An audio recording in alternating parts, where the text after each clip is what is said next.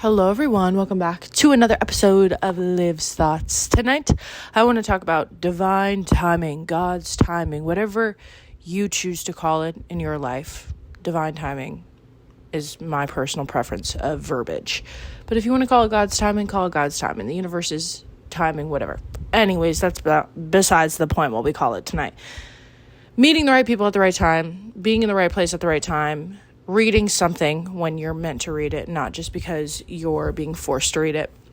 I've always noticed this with books, especially, and the people that I meet, but especially in books. I've noticed that when I am handed off a book by a friend, a sister, those are the only people that have ever given me books before, so I tend to have them sit on my counter, sit on my bookshelf for at least a month before I pick it up, or a few days, give or take.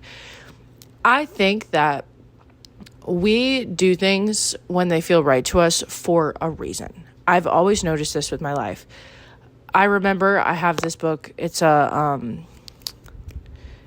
go grab it. Hang on. Hold up. I might have to blur that out because I'm not wearing pants right now. Ooh, this book, Law of Attraction. I have had this book sitting on my table, my coffee table. I don't have a coffee table. What the fuck? On my desk. Sorry. I've had this book sitting on my desk for literally, I bought this at the beginning of the year. When I chose to read this, when I tell you the first 4 pages of this book, I'm a chapter in, because I know I'll read it when I need to read it. But the first chapter was so resonating with the week that I had previously had. And it was so freaky scary to me. Like, I was like, what the fuck? Like, I sent it to 2 of my friends and I said, look at this and then look at the story I just told you and see how much this lines up and matches up. So freaky scary. Another one, for example, that I've had, I told you guys I'm reading Plato with my sister. That was so strange because what it was talking about was exactly the conversation. I didn't even look at the book that I got when I got it. I was like, oh, I'll read Plato. I want to read some philosophy. But this book about Plato is about how the way we speak can influence people. And I was talking about it the week before with someone else, the exact same kind of conversation-esque. Picked up that book, started reading. I said, whoa, this feels kind of freaky scary. Another one, The World is a Mirror. I had that book, got gifted that book. Actually, my old client still has it, but I hope she's passed it on to someone else too. I had that book for probably 6 or 7 months before I picked it up and read it. And when I read it, it was time for me to read it. I resonated with the book much more when I chose to read it. People. This new girl that I just met. Her name is Allie. Cool as fuck. She's so cool. But I had not made any plans to hang out with her. We had not talked about hanging out. And then she hit me up one day and said, let's go hang out. We did yoga and went and got coffee. And I was just talking about how I need to get my finances in check. This girl loves financial stuff. Literally loves financial stuff. We talked about a high yield savings account and I opened one that day. It was just perfect time, perfect place because my mind was ready to talk about those things. And she loves, that's her bread and butter. She's literally a finance girl and loves it. And I was like, I can learn so much from you. This is so cool. And I just think that when you feel a calling to do something, I kind of talked about this in my video, the YOLO, but also not really YOLO.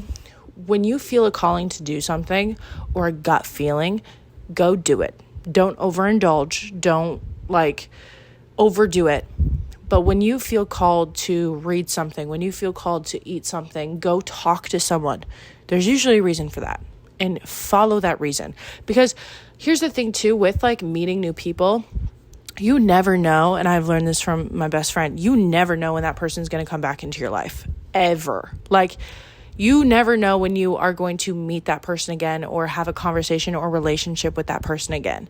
It's freaky and scary, but it's so our world is so small. It is such a small world we live in. There's this guy that was a member at my old gym in LA.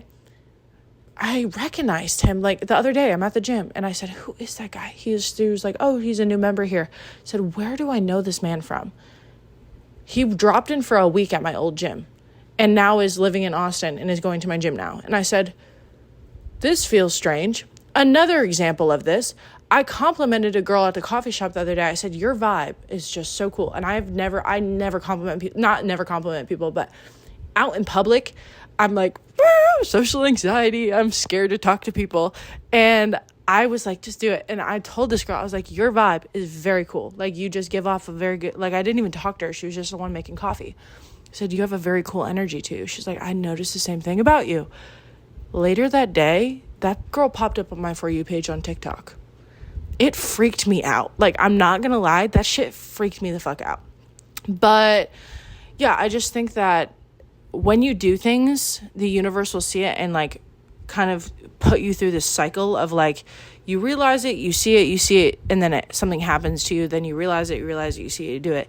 It happens to you, sort of cycle. That's kind of how I envision things. Our thought, you talk about it, it happens, you reflect, you think, talk about it, happens, you reflect, you think. Constant cycle in this pattern. And that's kind of how I believe manifesting works too. Very, very similarly.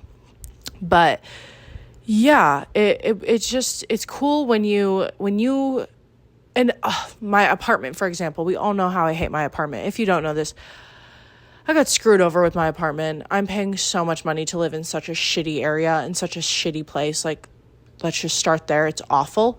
And I'm not getting my security deposit back. No, sir. I have painted walls. Yeah, I'm not getting my security deposit back. But I was like confident that after I was done with this lease, I'm leaving Austin. Like, I was leaving Austin. Last night at Spring Club, I was finally vocal about this, and I told people at Spring Club, I had one guy say, I'm an apartment locator. Like, I can help you out. Like, if you are in a bad place, like, let me help you out. Let's find somewhere new for you when your lease is up, because there is a lot of gray areas here. You're just not living in a gray area. I said, how did I just bump into this? Like, it was very cool that, like, the minute I started talking about stuff, an opportunity arose, because I'm trying to live truthfully to myself. Like, I think that it's not always going to come right away, but when you're living with pure intentions and authentically, I think a lot of more things fall into your lap a lot easier, and you kind of notice the pattern recognition of stuff manifesting into your life a lot easier.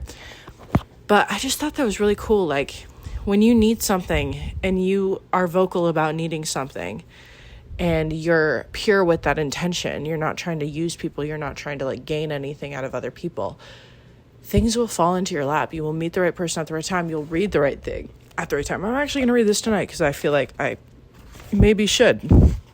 Like tonight's, where is it at? Tonight's chapter, I guess I'll just read a chapter tonight, is going to be about changing habits and addictive behavior, which is something I need to read, honestly, because also, guys, it's 5 weeks of no weed today. I'm very proud of myself.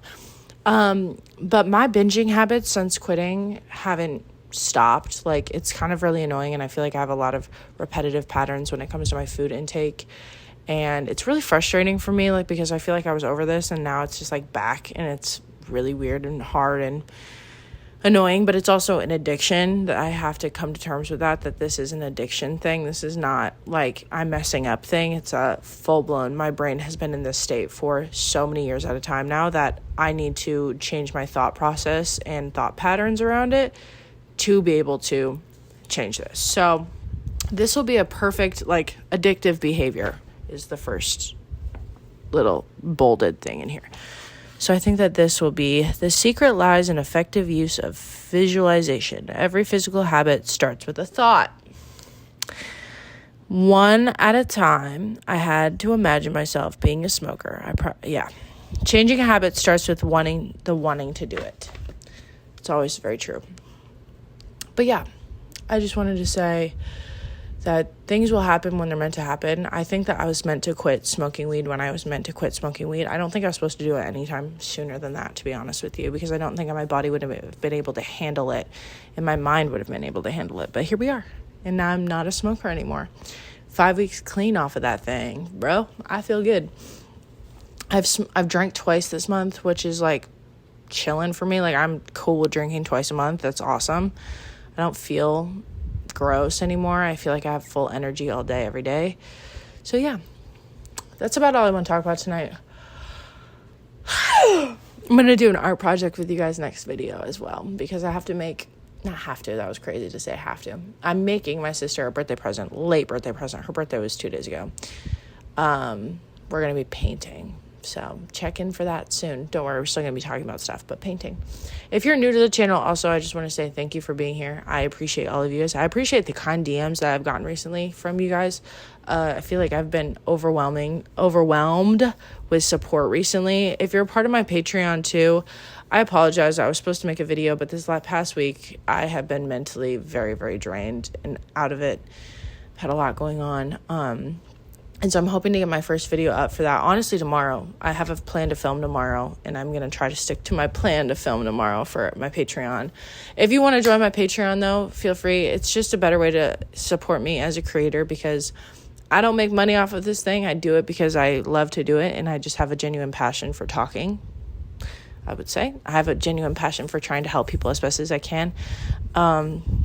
So yeah, if you want to support me as a creator, go subscribe to the Patreon. It's in my link on my profile.